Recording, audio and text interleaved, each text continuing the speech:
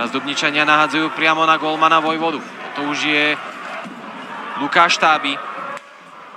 Ten už niekoľkokrát dnes predviedol aj spolu s Jozefom Haščákom, že presovať vedia veľmi dobre a účinne.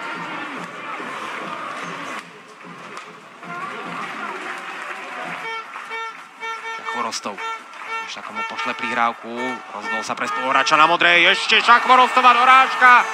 A máme tu gól na 1-3. Využitá presilová hra pre hráčov Topolčiana. Strelcom gólu Viktor Šak Chvorostov.